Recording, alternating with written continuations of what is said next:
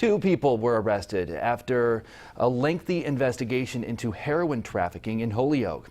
40-year-old Edwin Colon Gonzalez and 70-year-old Angel Rogue were arrested after police carried out a search warrant at a home on North Summer Street.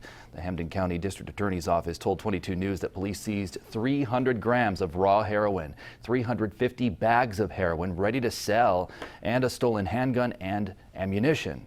Both men are now charged with trafficking heroin and possession of an illegal firearm.